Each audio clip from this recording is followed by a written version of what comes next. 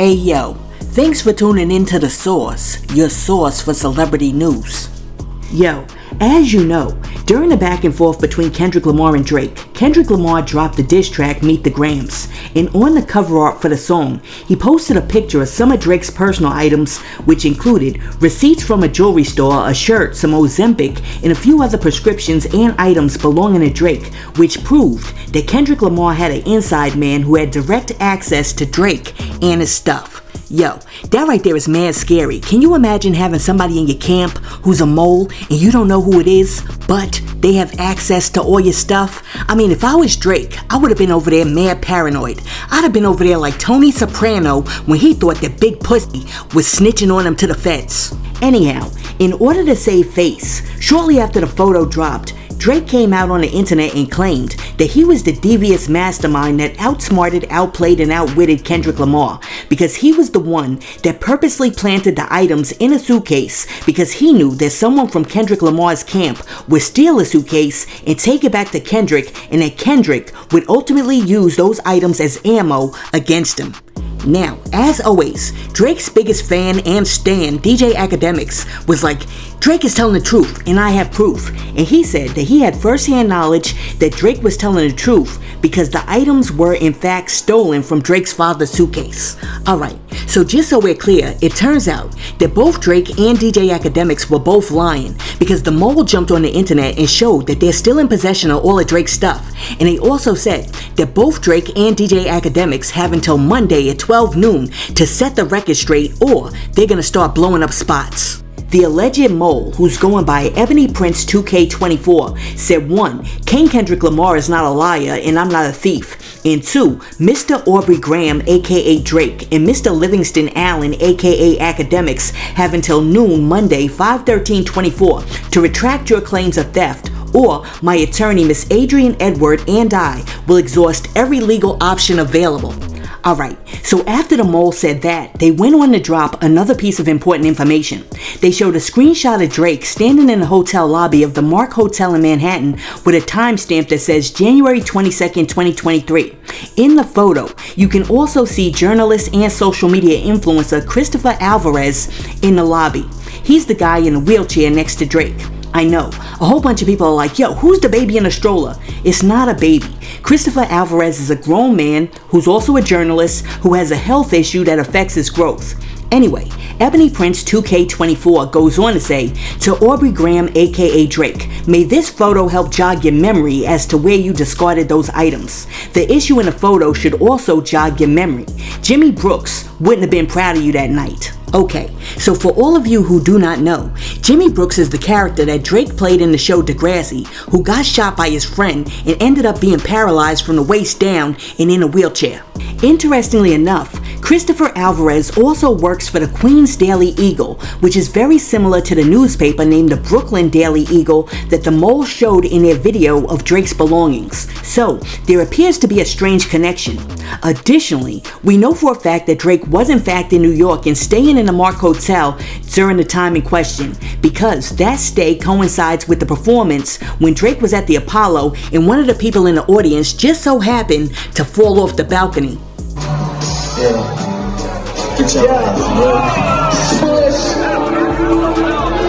Drake pauses Apollo concert after fan falls from balcony. Drake was forced to stop his New York concert after a fan fell from the second-floor balcony into the crowd below. Drake was off stage for about 15 minutes, then continued the show. The venue said nobody was injured.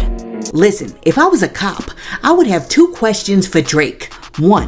Where were you at the exact moment that that fan fell off the balcony? Because I find it very interesting that they just so happened to fall at the exact same moment that your song said push. And then also, 2. How in the world are you gonna steal Cameron's entire pink outfit? I mean, come on, man. Where's the originality? Alright, so this is where the plot thickens and this whole Drake situation is starting to turn into an episode of like Scooby-Doo. Because the mole jumped back online and started posting additional clues to what we don't know yet. Why? Because it's a mystery. The mole wrote, you've had many things discarded on your behalf over the years. I wonder if you can remember them all. Then they said, you're blocking my money with your lies, so you forced me to get it another way. And then they added, push-ups. Really? Should have kept that to yourself. And then they came back and said, had you not lied, I would have waited until you died to sell my goods. And then after that, they came back and said, 2 black American men became unemployed at this exact moment and you made an enemy. And under that post, the mole zoomed in on the timestamp that said 23 Sunday 03, which was originally part of the bigger picture of Drake standing in the hotel lobby of the Mark Hotel. Alright, so let's pause here right quick so I can get my Kojak on, so I can get my Columbo on, and we can figure out what we already know about the mole. First off, we know that the mole is posting from somewhere in Brooklyn because they showed us the skyline of New York in the video.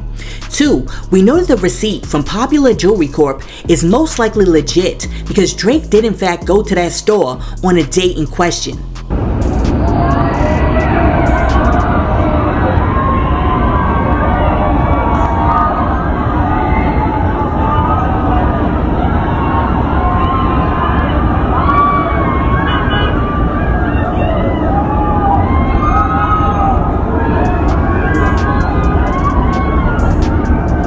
And 3, we know that the pharmacy that filled that prescription for Drake's Ozempic is actually legit because I called the pharmacy and checked.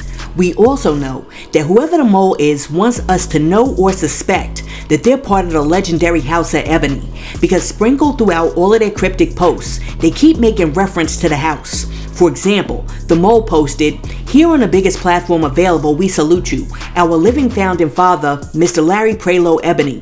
You've weathered all the storms, epidemics, and pandemics while standing firm.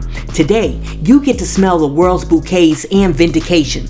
Okay, so for all of you who don't know, in New York, there are these things called houses. This goes back to the 70s and 80s. They're not literal houses, but instead, they're a group of kids usually from the Black and Latino LGBTQ+ community that become like families. And each house or family is governed by a house mother or a house father who names the house and quote-unquote adopts their children. For example, you may have kids that belong to the House of Ebony or the House of Ninja or the House of Extravaganza. And oftentimes, the members of each house compete or walk in balls in various categories including representations of dance like Vogue, fashion, costume design, runway modeling, and gender representation to win trophies. Source, can you please show all the people who may not be aware of what a ball is, what a ball is?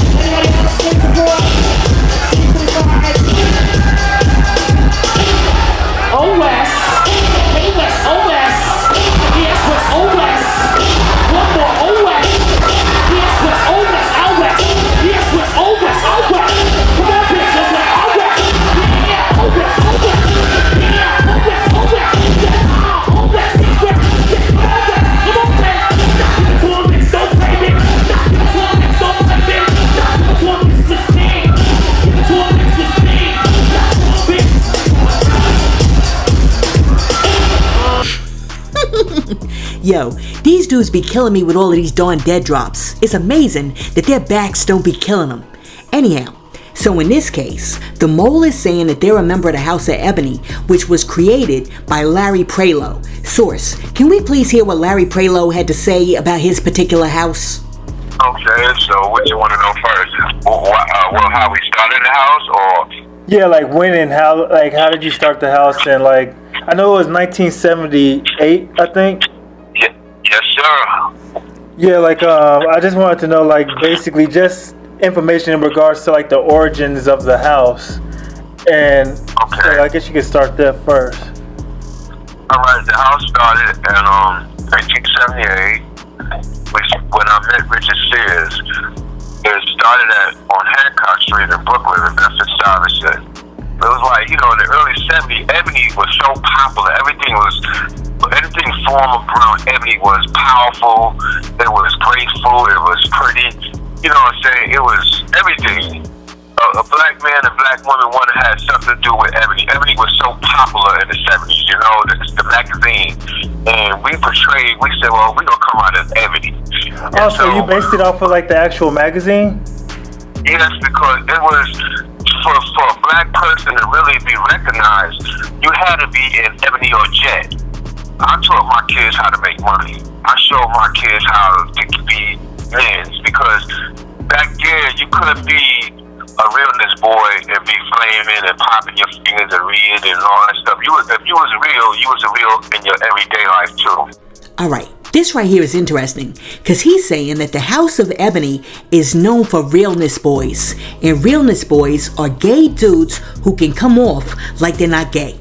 If you can pass the untrained eye or even the trained eye and not give away the fact that you're gay, that's when it's realness. The idea of realness is to look as much as possible like your straight counterpart. Okay, so according to Larry Prelo, the House of Ebony started out as the House of Banji, and then they changed their name.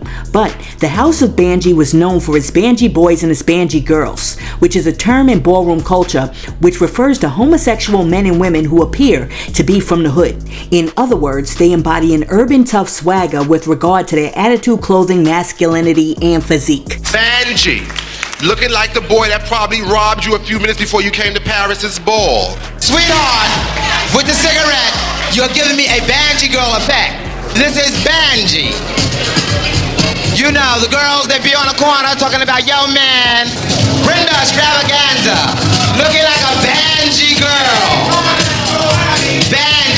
Banji girl realness. You know, one that can take our little baby brother to school.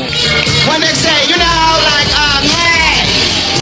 Okay, so this is starting to get really, really interesting, because the person who's the mole who got access to Drake's room and got his stuff is either a Banji boy or a Banji girl. Alright, keep that in mind because we're going to come back to that. But right now, let's get back to some more of the clues that the mole dropped on Twitter. At about 6 a.m. on Monday morning, the mole came back online and wrote, "Dear Aubrey, did you think that this was all about a shirt and some scripts? This was about diamonds. Time for some hard truths." And then they posted another video, but this time there were jewels in the video. Check this out.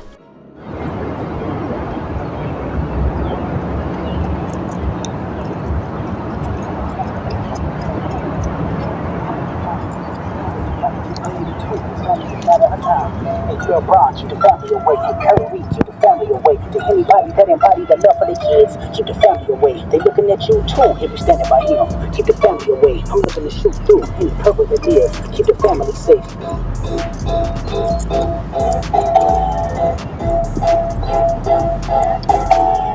Dear baby girl, I'm sorry that your father not active inside your world. Don't forget too much for the kids. You're that for sure.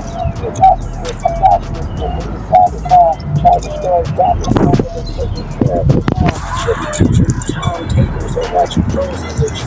Last show, never birthday, see you arms with you. Instead, you touch hand for sex and type of place exactly what you don't deserve. I want to tell you that you're loved, you're brave, you're kind. You got a gift to change the world and to change your father's mind, because our children is the future. Alright, so after the mole posted that video, they also posted an additional pic of even more jewelry. And in that picture, there were chains, a watch, a bracelet, some pearls, and also some female earrings and a few rings. Yo, can somebody please tell me why Drake is always running around with like a bag full of women's jewelry? Just something to think about. Anyhow, the mole goes on to say, "You see, the minute you said stolen, you introduced a dilemma into my world, more specifically, my professional world. Lost and found is well known and looked forward to as a perk of hospitality. It's an incentive to thoroughly perform your duties in hopes that one man's trash, negligence, and or kind of gesture may turn into a treasure for you." Okay, so essentially, the mole is saying that they used to work at the Mark Hotel and Drake left some of his stuff behind in the room, and that stuff was placed in the lost and found, and eventually, that is how they got their hands on Drake's stuff, which Drake has now turned around and claimed was stolen. Alright, so after that, the mole continues on to say, "That means it was no secret to my closet colleagues that all of these items were long in my possession. So last Monday, when I finally was shown Meet the Grams in the employee cafeteria, I instantly understood the assignment. Alright, so after this, the mole goes on to say that you can basically figure out what happened next. And then they say, I was elated to say the least. That elation was broken, quote, swiftly by one of the managers. She called me into the office and began an inquisition into how the items were obtained. I was informed that the statements made by DJ Akademiks had also been relayed to her, cause you know, the pocket watchers are always hating. I was informed that I should speak with an attorney because being associated with items declared stolen may have negative consequences. Alright, so then, the mole turns their attention to DJ Akademiks, and in their next post they say, so, Mr. Allen likes to make threats publicly, huh? Alright, so right here, the mole is basically talking about the fact that the other day, DJ Akademiks jumped online and was talking about he hired a private investigator to find out who the mole is. And when he finds out who the mole is, he's basically gonna ruin their life. And he was like, yo, don't you ever make threats against me. Don't you ever make threats against me. You can make threats against Drake, but don't you ever make threats against me. Check this out. I can't wait when I find out who you are. I'm gonna terrorize you for life, nigga, because I'm really rich. I'm gonna terrorize you for life just cause. I just got money to terrorize. I'm gonna just terrorize you for life, okay? Wherever you work at, I'm gonna terrorize you for life, okay? Don't ever mention my name when y'all talking about it. Mention Drake, because you don't got time to be playing around with this. Never ever mention my name like this again, okay? I kind of have a good idea of who you are. I'm hiring a private investigator. We gonna get at you right. I don't give a fuck about what Drake got going on, what Kendrick got going on. Nigga, I will terrorize you for life. Just remember that, okay? I got the resources, and I save a little bit just for a bitch ass nigga like you. Anyway, this whole ass nigga right here. This nigga, I don't know if they think they're the Riddler, but I do want to just make very clear, whoever this bum is, don't ever threaten me with a lawsuit. Just file it, you bitch ass nigga. I'll spend $1 million to ruin your life before I pay you a dime. Remember that. Clip it, put it in court, and I'll see you there. Okay, you bitch ass nigga? Don't you ever try to threaten me again. But anyway. See, DJ Akademiks on the internet talking that yang now, but you let just one of them dudes from the House of Ebony roll up on him in the streets, and I guarantee you, DJ Akademiks is going to be back on YouTube crying like he did when Saucy Santana told him he was going to get up in that ASS. Just mark my words. So in response to DJ Akademiks saying that once he finds out who the mole is, he intends to terrorize them for the rest of their lives, the mole came back and responded to DJ Akademiks by saying, you men were asked for nothing but the truth, refused to do so, and now you think you'll harass and harm me? Thanks for letting the world know, idiot. This shall make it abundantly easy to acquire a carry permit now. But I digress. After the meeting in the office, I later contacted Miss Edward. All files regarding any items in my possession were transferred over to her, so that if I am ever detained for possession of stolen property, my attorney has the proof of chain of custody. Alright, so then the mole continues on to say, I was in disbelief at the claims of theft, considering how the items came to remain in that building. I kept thinking back to 7/27/2023. By now, you should have come to the conclusion that I'm quite meticulous in my methods. We all occasionally slip through. I have throughout this story while fending off hacking attempts, threats against me and my house members, and more. However, you and your team slipped flat face after you departed that time. So much emphasis on that little bag and whether or not it's shipped that the big bag was picked through and tossed to the side with these instructions. We only needed that. The rest is trash. But you were you, so it was not trashed. Not your stuff. Nobody wanted to hear no BS.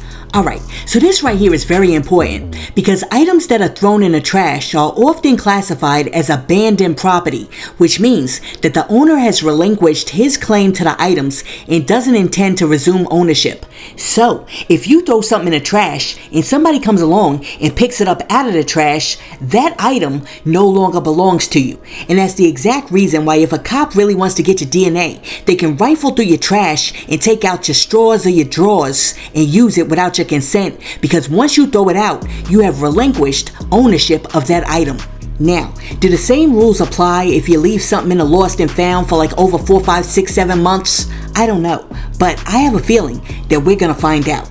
Okay, so the mole goes on to say that Drake's stuff was placed with other high-value lost and found items in a safe under a camera for 3 months. Then, the mole goes on to say, therefore, when asked by my director of my department to clear all old stuff out of the office for reasons I won't disclose, I obeyed. But that required an additional step. Simply trashing everything was not feasible as some of the items were extremely expensive. It is, after all, the billionaire's playground. To that point, are you a billionaire yet? I wouldn't know. If not, I challenge you to look through another lens. Imagine having to service actual monarchs, kings, queens, princes, princesses, presidents, and heads of state from all over the world with assets in trillions on a daily basis. Then enter you with a goon squad that pushes the service providers who are trying to assist out of the way. One banging one in the head thinking he was a paparazzi, being nasty to all the staff. Alright, I'm starting to see the bigger picture now. Apparently, according to this mole, Drake is one of those types of people who has a very big head, and when he goes into these hotels, he treats the staff like they're a bunch of paupers who are less than. Alright, so then, the mole goes on to say, doing ish like saying, I'll be there at 10, then show up at 2, then want to complain about preparation. You leave a wake of annoyance and stress in your path that makes most people's skin crawl. On top of the cost of people being fired, costing people to resign, and nearly costing me to be arrested. At first I was annoyed that when the new third-party company took my department, I was provided with no company information, not even an employee handbook. Then I realized, well, whatever. I've signed no agreements to anything, so let's see how this plays out. Now, while you have that lens on your eye, do you see the foolery? The regulars there could buy you 100 times over, yet your staff will try and move them out of the way. Do you see the insanity? But it is America after all, and cash will always be king, in spite of what a-hole it comes from. They like the money, not you, and that goes for everyone and everything around you. I started this asking you and your little friend to humble yourselves. You realize that no one has stopped me, right? That's because everyone is in agreement. And then after that, the mole posts a picture of their certificate of completion for mandated reporter training for identifying and reporting child abuse and maltreatment. And they go on to say, what this means is that I'm obliged under New York State law to report any questionable activity regarding the humans this law covers. Okay, so I'm also a mandated reporter. I've also taken this training, and this training says that if you see or suspect any abuse being done to a child, physical, verbal, sexual, whatever, you have to report it to the state. So, right here, the mole is insinuating that they saw Drake do something to or with somebody who didn't yet have 18 candles on a birthday cake, or somebody in Drake's camp doing something to or with somebody who didn't have 18 candles on a birthday cake yet. And I know somebody's going to come in the comment section like, source, the age of consent is 16 in Canada. Well, guess what? The Mark Hotel is in New York. And Drake better understand that when you cross that border and come over here from Canada, you have to abide by the laws of this country. Okay, so then the mole goes on to say, my eyes are not trained to determine age. They're trained to decipher adult from adolescent. Young Theodore made changes to how we monitored youngins 7/27/2023. Alright, so when the mole keeps mentioning young Theodore, he's talking about Theodore Weintraub, who was a 16-year-old boy who went into the Mark with a fake ID and was in there trying to buy alcohol. And when they rejected him, he got upset and he started like a smear campaign against the hotel. After getting kicked out, Theodore hired a whole bunch of protesters to return to the hotel and wave signs accusing the business of supporting pedos and also denying the Holocaust. He also says that the hotel was purposely selling liquor to underage people so that they could make money during the pandemic. Now, 3 years later, the Mark Hotel is currently suing Theodore for what they say is defamation. Where any of this has to do with Drake, I don't know. But the mole keeps saying that there's a connection.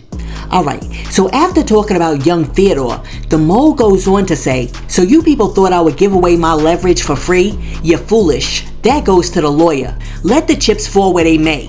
I've already spoken to my mother and I'm prepared to die. So, we bold around here. I die, lots die, and other videos come out. Alright, so this takes us back to the house of Ebony, because I don't think that he's talking about his literal mother here. He's talking about his house mother, and he's saying that either his house mother or one of the other members of the House of Ebony has video of Drake doing something that Drake was not supposed to be doing. The mole goes on to say, "You've all bothered me, my family, my co-workers, and friends. For what? The truth? She tried to hide her tears when I told her Mother's Day that I might be murdered soon. But we have that kind of relationship. Want to know what she told me? Give them hell. If I have to die to propel my people forward, let that be the reason that I've lived so good till now. We do still realize that this is because of his lies and my truths, right? I will lay down my life. What will you do?" My stomach turned that night. I made promises to the 6-year-old me to never allow things like that to happen on my watch. When I had to give the standard salutation after the transport, "Enjoy your evening," a piece of me died. God's plan? Now, here's the Snapple fact. I only told Kendrick about the items. So, who are these other moles? The House of Ebony is what validated me when I felt like a unicorn in the hood. They molded me into the lion you get today. So come, just don't miss, because I won't. Okay, so this is interesting, because the mole is saying that he only told Kendrick about the items, but yet Kendrick had another mole that was able to get to his items and take a picture of the items so that he could use them on the cover. Yo, this is getting crazy. This right here is crazy, because sources are saying that the tapes that the House of Ebony have in their possession may show that Drake abused the dude, Christopher Alvarez, who's the little dude who was in a wheelchair in a lobby with him on the night in question. And they're also saying that the House of Ebony may also have videotapes which shows that Drake was also having Diddy-style freak-offs. Now, I personally have no proof of this, and Drake is definitely innocent until proven guilty, but I'm just sharing with you what the streets are saying. It seems to be the running theory is that Drake used the LGBT community, specifically the House of Ebony, to host caviar parties. Caviar parties are Diddy-style freak-offs that involve youngins, maybe animals, and definitely any other fetish. Christopher Alvarez, it is assumed something bad happened to him while he was with Drake. Kendrick seems to have known, that's why he put that ventilator, and when he said, "Sandra, your boy's a 6'6" man," baby, he meant it. The person pictured in the security camera footage at the Mark Hotel who was allegedly with Drake is actually journalist Christopher Alvarez. This is the photo in question. At first glance, some people thought that he was a child, but he is an adult with a disability. Fans have been flooding Christopher's Instagram comments with questions about Drake. One person says, "What did Aubrey Graham do to you? Expose him so he can't do it to nobody else." There are hundreds of comments like this, all because of this screenshot. People are confused why Christopher was with Drake at 3 a.m. at the Mark Hotel in New York City. The Twitter page That's Some Beef has a lot of alleged information about what went down at the Mark Hotel and what Ebony Prince is posting about. He mentions an incident at the hotel in which one of the officers who responded was Officer Nicholas Viola, and a fan asked Christopher who Officer Viola is and why they know Ebony Prince. Christopher liked the comment and responded saying, "DM me please."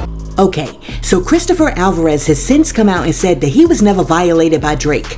And the reason why he was in that hotel lobby with Drake is because after Drake finished performing, Drake called him up on the telephone and was like, "Yo, Chris, come hang out with me so we can have a good time in the hotel." Christopher Alvarez is revealing what really went down with Drake at the Mark Hotel. He didn't do a live stream, but he did release an article. The article was shared on the Brooklyn Eagle website. Christopher says he's had the privilege to be with Drake, Kendrick Lamar, and other celebrities who have been nice, and confirms that he was with Drake on the night of January 22nd, 2023. That is the night that this screenshot was taken from. He says after his New York concert with 21 Savage, Christopher was called to meet Drake at the Mark Hotel. They had a blast listening to new beats, and he confirms he was not violated in any way. He also talks about the rumor that a hotel security guard was fired for letting him wait inside of the hotel. He believes that this rumor is true and he feels bad. He also apologizes to the guard and his family. He addresses the rumor that he accepted hush money from Drake and the backlash that he follows underage high school girls on Instagram. Christopher says he doesn't know anything about the Drake and Kendrick beef. He's a hardworking journalist and doesn't have rappers on speed dial to be the mole or the snitch. In the foreword of the article, they say that Christopher has been advised to unfollow all minors on Instagram. So there you have it. Christopher says nothing bad happened with Drake. Okay, so just so I'm clear, Christopher Alvarez is saying that the reason why a security guard may have gotten fired that night is because one of the security guards allowed him to wait inside the hotel for Drake. No, something ain't adding up. Because a 5-star hotel is getting $75,000 a night from Drake would be more than willing to accommodate Drake once he told him that he asked his friend to come meet him at the hotel. And furthermore, because his friend has a disability, it would have been wrong of the security guard to make him wait outside in Manhattan at 3 o'clock in the morning. Now, a whole bunch of people pointed out that around 4 or 5 o'clock, Christopher Alvarez started liking posts about like Drake abusing people. But then around 5 or 6 o'clock, Christopher Alvarez started unliking posts about Drake abusing people. So they're thinking that Christopher Alvarez might have got paid off. Listen, this whole thing is getting out of control. And if it's true that the House of Ebony actually does have videotapes of Drake or any of the members of his entourage doing something that's very, very grimy, Drake's reign as hip-hop's golden boy just might be over. But it does beg the question, how in the world would a Banji boy or a Banji girl get videotapes of Drake? Oh yeah, things are looking a little sus. Anyhow, this also could be a disgruntled employee who just doesn't like Drake and is angling for a payday from some of the things that Drake left in that hotel. Listen, let me know in the comments, do you think that Drake committed a crime? And if so, what type of crime do you think Drake committed? Or do you think this mole is full of crap? It's an employee that works at the hotel who took something out the lost and found when they weren't supposed to, and when Drake reported it, they got in trouble, and now they're salty. Let me know in the comments. And while you're down there leaving a comment, be sure to like and subscribe to the channel and share this video with your friends. Hey yo, thanks for tuning in to Celeb Source, your source for celebrity news. Be sure to like and subscribe to the channel. Peace.